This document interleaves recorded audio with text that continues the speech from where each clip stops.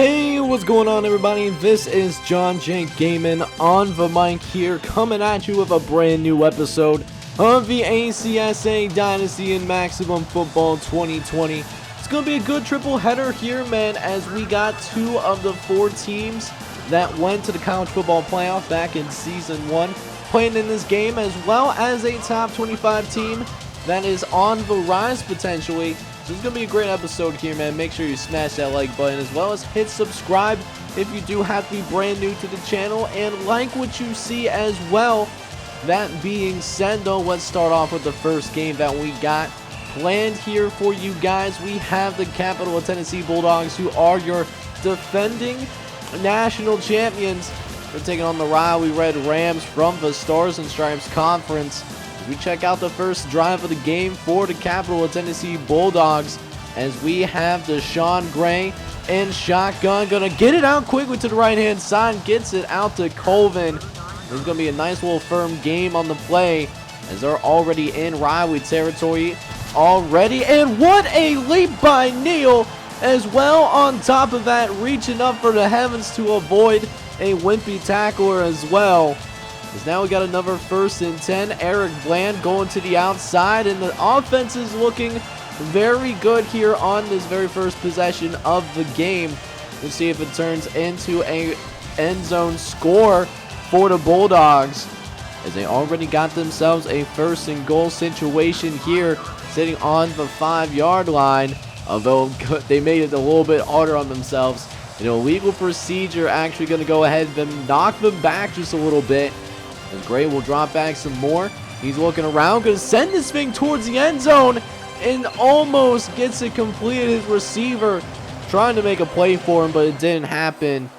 And so we cut it to a couple plays later now, facing 3rd and goal, throwing it over the middle. Finds Juno for the end zone. Touchdown, Bulldogs. But I'll tell you what, man, after that possession, things have been pretty airtight. We cut to the second half because not much has happened since that touchdown score by Juno. And it's still a one-possession game. It's 10-3, and we're midway through the 3rd quarter of play already. So the Warwick Red Rams, man, they are playing themselves pretty tough. We'll see if they have what it takes to finish, potentially. But that being said, they got to get these guys out of the end zone here once again, as they throw another incompletion over to that right-hand side. And now 3rd and long, sitting on about the 18-yard line, as Gray will throw the 1st down. Gets it out to Davis, and he does the rest of the work, finding the end zone once again. Touchdown for the Bulldogs. And for the first time today, they make this a 2-possession ball game, now making it 17-3. We'll see if Riley has what it takes to keep up with the big boys.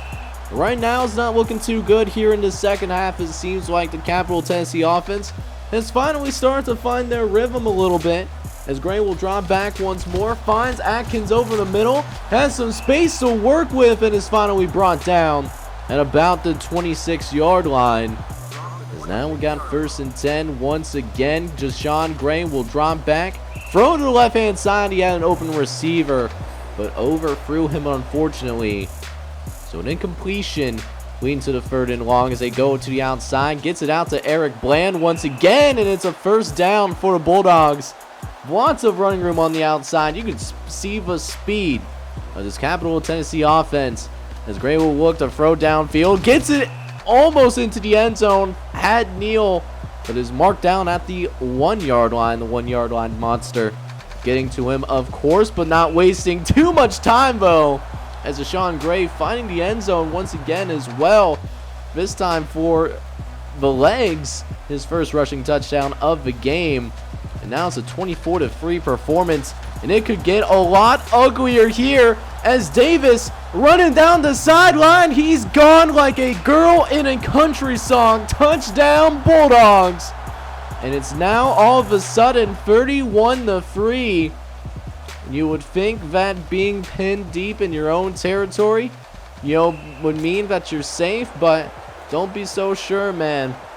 That's why it's so important to get as many points as you can, because this offense can explode at any given moment, particularly in non-conference play, as Juno gets open And they even get a pass interference call, so that's going to advance them even more yards. So they're now already sitting on the 35. Almost gets it to midfield. But it is knocked away for the incompletion, though. As now we got 2nd and 10 now coming up. As Gray will drop back. He's looking in the pocket. Got a pretty clean bat there. As Davis has one long score already. This time taking it to the sideline. Is brought out of bounds across midfield. As Deshaun Gray continuing to chuck this thing. Actually going to run with it, however. Gets it out all the way to the 30-yard line. Great gain by this offense. As Gray will drop back once more. He's looking. Going to go ahead. Move it upfield. Going to end up picking up the first down as well. On the 10-yard line. Now we got another 1st and goal opportunity here is Deshaun Gray. Dropping back the pass. Going to throw out to the right-hand side. It's incomplete, though. His receiver ending up dropping that pass. Now we got another 2nd and goal opportunity as Deshaun Gray will look to pass through the air once again. Good chuck this towards the corner of the end zone and finds Atkins. Part of that 10 toes down movement. And Capital Tennessee runs away with it pretty easily, winning 41-3 and improving the 3-0 here in season number 2. So the next game that we got going on here is the Vienna Patriots, who come in ranked number 19 in the nation. They're going to be taking on the Boston State Deacons from the Atlantic Shore Conference. And this would be an interesting game. The Boston State, they did get a top 100 prospect in their tight end. Hopefully we get to see some good highlights of him here today. And the Vienna Patriots are also making their first appearance as a top 25 squad, a team that has won its bowl game back in season 1, proving that they could make a big step up. And you could see they got the big play ability here. Davis already taking it right to the end zone. Touchdown Vienna, wasting 0 time whatsoever. And just in a blink of an eye, it makes it 7-0. But it's not the offense that's just good. This defense can play as well, as they get an interception off the quarterback as well, setting up some amazing field position here as well.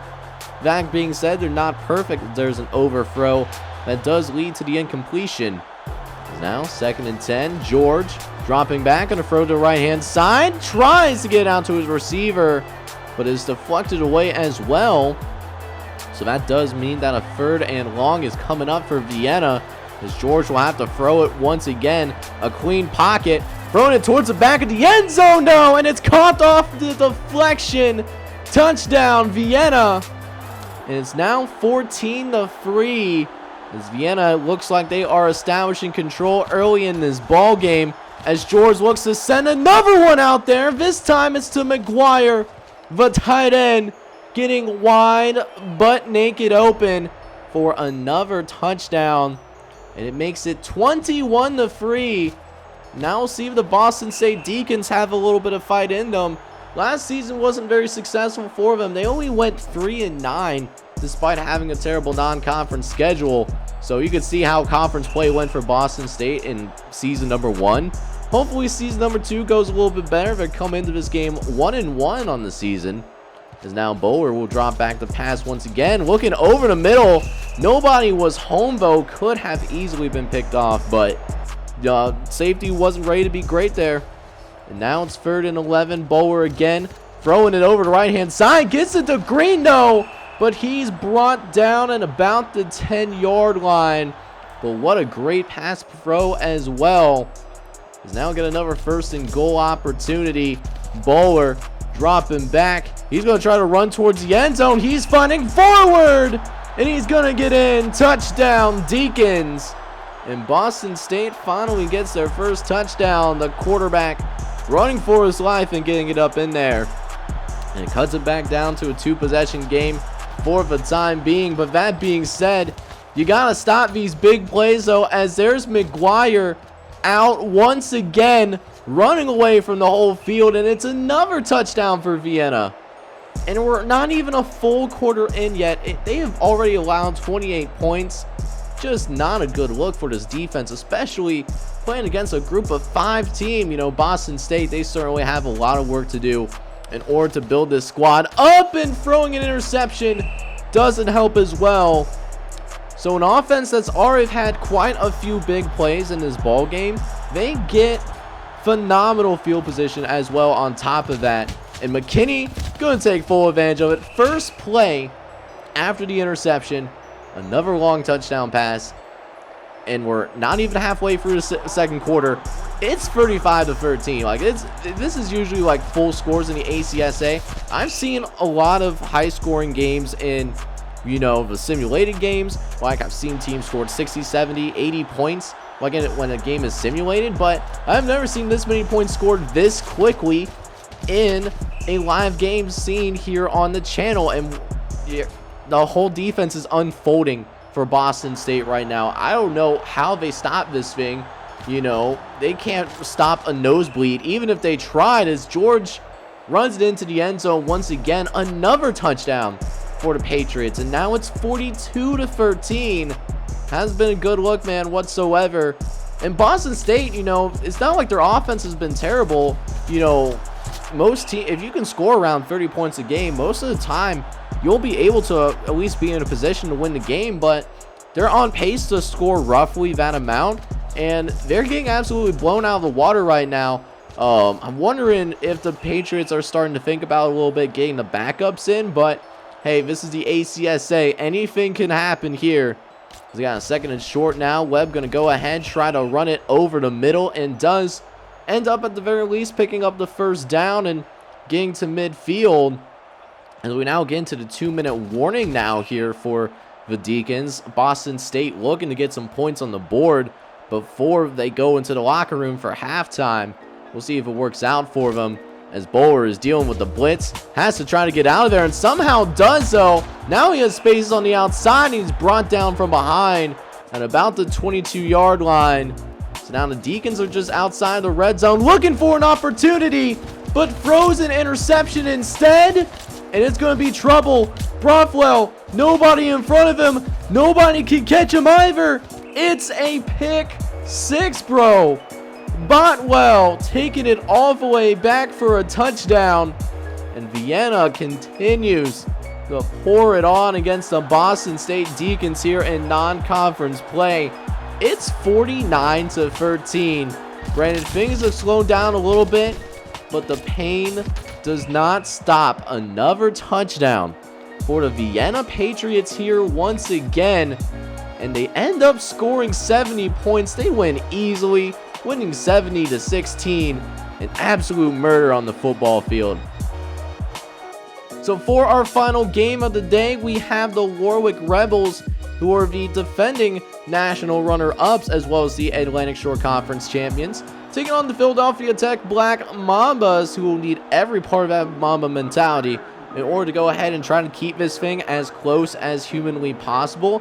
They were one of the worst teams in the ACSA back in Season 1 at least, finishing towards the bottom of the National Athletic Conference. So let's see what they can do, man. And right now, it's a good start for Warwick, of course, which were no surprises here whatsoever. They pick up a huge first down right from the get-go on their first drive of the game, as now they get some more help going their way as well. If they get an offsides penalty on top of that. Now we got 3rd and 2. Williams dropping back, going to go ahead, try to run for the first down marker, and gets that and a bit more as well. Now a 1st and goal coming up for the Warwick Rebels, as Williams will drop back once again. Going to try to scramble out of the pocket, throwing it towards the end zone. Almost intercepted though. And Warwick's going to go ahead and run it back now. 3rd and goal coming up, as Williams will drop back once more. He's looking for something to do. He's going to throw over the end zone and finds Carr in the back of it. Touchdown, Warwick. And that's how the first points are scored, man. A 7-0 lead here early and often. As you know, this is kind of what we expected from Warwick, though. You know, as we check in on one of the best teams in the nation, as well as a team looking to get back to the college football playoff, as Morgan burns the defense deep. Touchdown, Warwick. And just like that, it makes it 17-0 here as well. Warwick looked like to be on a similar track that the Vienna Patriots were in our previous game. We'll see if they can repeat the same thing, but Adrian Williams throws an interception, though, his first one of the game. So that turns into a field goal for Philadelphia Tech, even though they ended up going 3 and out on the following possession. So it doesn't hurt them too much, but you want to try to avoid those mistakes, especially moving forward, as Warwick's schedule will only get tougher as they move closer into the season. And what did I just say? You gotta limit the mistakes, and he already has thrown 2 interceptions. So now, you know, another broken opportunity as Williams going to try to get himself back on track. They are going to go ahead, pass again, throwing it over in the middle, and it's a 3rd interception. So at least Philadelphia Tech is forcing turnovers. That's already their 3rd interception here of this first half, but they're not able to do anything with it. They get a grand total of 3 points off of 3 turnovers. That is not a recipe for success whatsoever. As Williams trying to get himself back on track, still acting like gunslinger, even though he's thrown 3 interceptions. He's also thrown his 3rd touchdown as well, as Morgan gets to the back of the end zone. Another score for Warwick right there, and it makes it a 27-3 game going into the 4th quarter. You know, Philadelphia Tech, man, they're, you know, doesn't matter what the scoreboard says, they're playing pretty stingy on defense. You get 3 interceptions on one of the best quarterbacks in the ACSA. That has to say something. And, you know, if you're a Philadelphia Tech guy, even though you can't score on these guys to save your life right now, you gotta feel pretty good going into conference play, you know, with stuff like that. As again, they throw over the middle. That could have been intercepted as well, but that was not the case, though. As now we got 3rd and long coming up here. Williams dropping back to pass, looking to find somebody deep downfield, gonna throw it out there, and it's caught by Morgan off of the deflection again. And it was one of those things where the safety was in great field position, just trying to bat it down, and instead it's going to turn into another Warwick touchdown. Once again, they're going to go ahead and cruise in this game as well. A slow start, but a fast finish, though, as Warwick ends up winning this thing by a final score of 41-6, moving to 2-1 on the season. So after Warwick goes ahead and take care of business against the Philadelphia Tech Black Mamas, we'll now go ahead and take a look around the ACSA and look out for some other scores that we could not show here on the channel. Starting off, we do have the Indiana Foreign Whitetails, who dispatched the Modesto State Buccaneers. They do so with ease, winning by a final score of 40-0. The Whitetails improving to 2-1 here on the season. Not a bad start here whatsoever. In other news, the South Carolina Tech Engineers go ahead and improve to 3-1 and do so impressively. They played Alfred Tech at their home stadium, and not only did they win the football game, they win big as well here. South Carolina Tech, they win 43-9. Look for the Engineers to get into the top 25 for the very first time here in this dynasty. And finally, of course, we have the Herbert Hoover Old Glory, who are trying to hang into the top 25, but they couldn't get it done. They lose to the Burlington Vipers by a final score of 18-13. Burlington does score their first win of the season and does so being a top 25 team. Look for Herbert Hoover to fall out of the top 25, likely being replaced by South Carolina Tech. So tomorrow night we will have the ACSA game of the week here in week 3 of the second season of the ACSA Dynasty. We have the Wensville Vikings, who come in ranked number 22 in the nation, playing against the Seattle Cascades, sitting at number 25. Should be a good top 25 matchup here, so if you're excited for it, do me a favor and please smash that like button, as well as hit subscribe if you happen to be brand new to the channel, and like what you see as well. This is John Jake Gaming on the mic, hoping you guys are all out there having a wonderful day. Take care, everybody.